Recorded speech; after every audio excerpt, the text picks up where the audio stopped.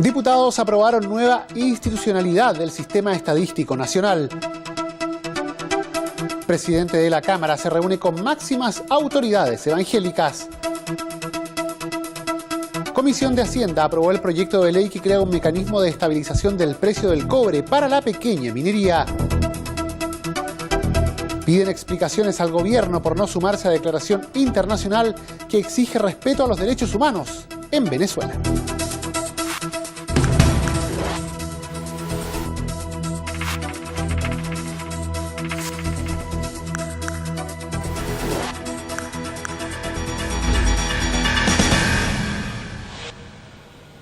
¿Cómo están? Los saludamos, le damos de inmediato la bienvenida a Frecuencia Legislativa, el informativo de la Cámara de Diputados. Y partimos contándoles que la corporación, la Cámara, aprobó una nueva institucionalidad del Sistema Estadístico Nacional. La propuesta define el objetivo del sistema y sus principios orientadores, al tiempo que regula la orgánica y el funcionamiento de los organismos que van a aplicar en este ámbito. Vamos a revisar todos los antecedentes en la siguiente nota. Definir una nueva institucionalidad del Sistema Estadístico Nacional es el objetivo del proyecto aprobado por la Sala de la Cámara de Diputados y despachado al Senado a su segundo trámite legislativo. La iniciativa fija las normas básicas para la adecuada coordinación del sistema y la obtención de información que permita el desarrollo estadístico de manera veraz y oportuna. Además, determina los principios que regirán al sistema y los organismos que lo integrarán, entre ellos el actual Instituto Nacional de Estadísticas, INE, que se refunda como un organismo técnico independiente y descentralizado, con personalidad jurídica y patrimonio propio, encargado de las estadísticas y censos oficiales de la República. La propuesta fue valorada por la nueva mayoría, como indicó el diputado Pepe Out, particularmente por constituir un paso hacia un sistema totalmente independiente y representar un mejor ordenamiento. Es un proyecto, diría yo, relevante porque hace una especie de upgrade al sistema estadístico nacional. El solo hecho de plantearse la idea de que vamos a pasar de una institución como el INE y muchas estadísticas distribuidas de manera azarosa a un sistema estadístico nacional, eso ya es un avance muy significativo en la senda de recuperar el prestigio de las cifras y las estadísticas nacionales, que no solo le sirven al Estado para desarrollar políticas públicas, también le sirven a la sociedad para ver los avances y también la ausencia de avances en determinados ámbitos. El proyecto también fue destacado por la oposición, aunque, como lo planteó el diputado Enrique Van Rysselberghe, hubo aspectos que pudieron ser mejorados. Mi principal reparo es que se perdió la oportunidad de hacer del INE un ente definitivamente autónomo, siguiendo la orgánica y la lógica que existe con el Banco Central. El principal lunar de este proyecto es que el director nacional del INE va a seguir siendo nominado por el presidente de la República de turno. Y eso indefectiblemente genera una dependencia política y por lo tanto siempre va a quedar el riesgo, aun cuando se haya reducido, siempre va a estar el riesgo de que se puedan manipular las estadísticas nacionales y eso es lo que la gente no quiere. Según los datos del Ejecutivo, la implementación de la nueva institucionalidad representará un costo total de 3.397 millones que incluye el mejoramiento de las remuneraciones y la incorporación de nueva dotación. Y les contamos que durante esta jornada el presidente de la Cámara de Diputados, Fidel Espinosa, sostuvo una reunión con las máximas autoridades de la comunidad evangélica en el país. Se trató en específico con representantes de la Mesa Ampliada Evangélica. Revisamos los detalles en la nota. Un saludo protocolar al nuevo presidente de la Cámara de Diputados, como también a los legisladores en su conjunto, junto con entregar los deseos de una buena gestión, hicieron los pastores que integran la Mesa Ampliada Evangélica que preside el obispo Emiliano Soto. La oportunidad del presidente de la corporación, junto con retribuir las bendiciones, aprovechó la ocasión para agradecer al pueblo evangélico la gran ayuda que prestan a la comunidad, en especial a quienes pasan por momentos de aflicción y de grandes dificultades. Con los miembros de la Iglesia Evangélica se ha construido también un país mucho mejor, un país de mayor unidad, un país donde ellos han cumplido un rol social tremendamente fundamental. Como se lo dije al presidente Emiliano Soto, una acción de la Iglesia en beneficio de los chilenos y chilenas, que ha significado también que el Estado chileno se vea beneficiado cuando hay recuperación de personas que han caído en la droga, en el alcohol, y muchas veces, ¿no es cierto?, su palabra evangelizadora ha sido fundamental. El presidente adelantó además que próximamente se realizará un gran seminario antes del 25 de octubre, fecha en que se conmemorará un nuevo aniversario de la Iglesia. El obispo Emiliano Soto, por su parte, junto con valorar las palabras del titular de la Cámara, agregó que, entre otros temas, también trataron materias relacionadas con la ley de culto y la celebración del Día Nacional de las Iglesias Evangélicas y Protestantes. El presidente manifestó toda su disposición y poder desarrollar una linda ceremonia para esa fecha, con la participación también de los diputados que son parte del Congreso Nacional.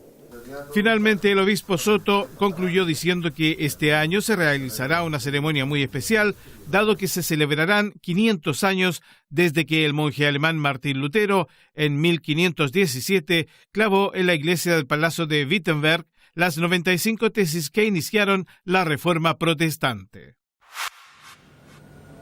Y les contamos también que la Comisión de Hacienda aprobó un proyecto que crea el mecanismo de estabilización del precio del cobre para la pequeña minería. Esta y otras informaciones las revisamos en la siguiente nota. Diversos han sido los temas que se han tratado durante esta jornada en la Cámara de Diputados. Uno de ellos es la aprobación y posterior despacho desde la Comisión de Hacienda a la Sala del proyecto de ley que crea un mecanismo de estabilización del precio del cobre para la pequeña minería. Recordemos que el objeto de esta norma es evitar que las fluctuaciones que tiene el precio del cobre afecten a los pequeños productores, como destacó la ministra del ramo, Aurora Williams. Este es un proyecto muy anhelado por la pequeña minería en Chile, que viene a objetivizar una política que estaba establecida a través de un decreto supremo. Aquí hay aspectos fundamentales considerados. Primero, dejar en el decreto la actual sustentación que recibe la mediana minería. Además, establecer un fondo de sustentación para ENAMI para que efectivamente pueda operar esta política que es tan importante para los pequeños mineros. Establecer además que el precio de sustentación es fijado objetivamente por un comité de expertos que se reúne una vez al año bajo el alero del Ministerio de Hacienda. Y por otro lado, un tema relevante es que incluye a todos los productores de hasta 2.000 toneladas mes en nuestro país, lo que significa beneficiar cerca de 900 productores fundamentalmente concentrados en las zonas norte-centro de nuestro país. El diputado Patricio Melero, en tanto, valoró la iniciativa y resaltó que la comisión solo se encontraba a la espera de una indicación del Ejecutivo para despachar el proyecto a la sala.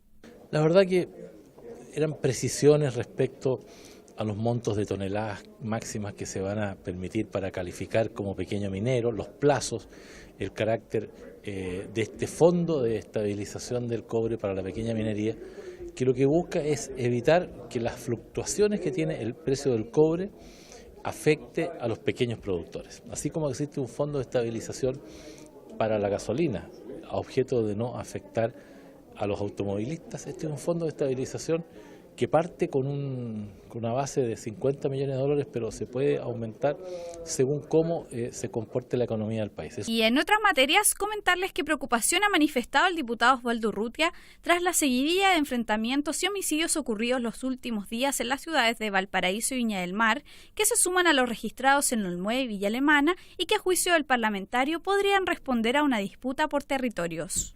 Y esto, a mi juicio, se debe a la manga ancha que existió el año pasado en la Comisión de Libertades Condicionales de la Corte de Apelaciones, que dejó a cerca de 1.000 reos sin cumplir con los requisitos de libertad condicional. Y posteriormente no ha habido ningún seguimiento. Esta información, para que ustedes sepan, tampoco se la entregó a Carabineros, para que pudiera, Carabineros desconoce, porque yo hice la consulta del caso, desconoce qué conducta han seguido estas personas y si hay un seguimiento de qué es lo que están haciendo, si han logrado reinsertarse, si tienen empleo, si han sido protegidos por su familia, en fin. No conocemos esa situación. Por eso hoy día estoy oficiando a Gendarmería y al Ministerio de Justicia para que nos informe por ley de transparencia cuál es el seguimiento que se ha hecho de estas 1.000 personas. En tanto, la Comisión de Constitución recibió nuevamente al fiscal nacional Jorge Abbott y al director de Impuestos Internos Fernando Barraza para continuar respondiendo las interrogantes controversias planteadas en torno a la moción que modifica el Código Tributario en el sentido de facultar al Ministerio Público para querellarse por delitos tributarios. Esta iniciativa, que busca quitar la exclusividad al Servicio de Impuestos Internos en la acción penal en casos de delitos tributarios, fue aprobada y despachada a la sala. Y seguimos revisando las noticias para contarles a ustedes que durante esta jornada se pidió explicaciones al gobierno por no sumarse a la declaración internacional que exige el respeto a los derechos humanos en Venezuela. En específico fue el diputado Jorge Tarud quien hizo un llamado al Ejecutivo a sumarse a las acciones emprendidas por la comunidad internacional en favor de la institucionalidad y el respeto de los derechos humanos en ese país. Muertos, heridos y una ola de protestas constantes que parecen no tener fin.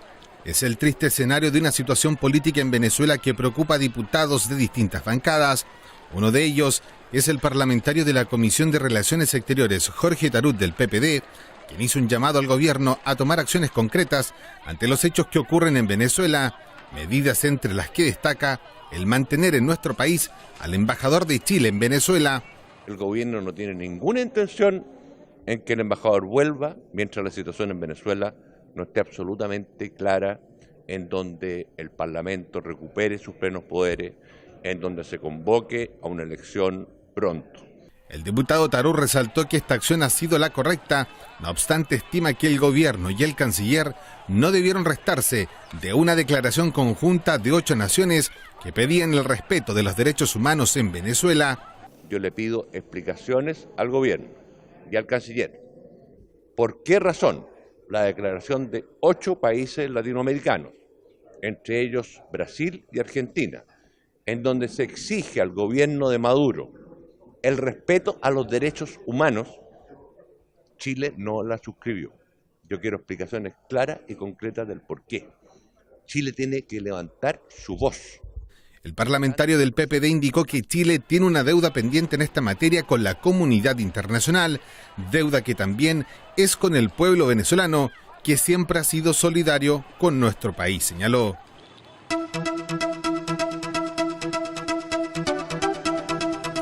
Y para conocer los temas que van a marcar la pauta, que van a marcar justamente la agenda legislativa en la jornada de este día, miércoles 10 de mayo, vamos a establecer un contacto con el periodista Alex Schwanner, quien nos entrega todos los detalles desde la radio de la Cámara de Diputados. Adelante, Alex.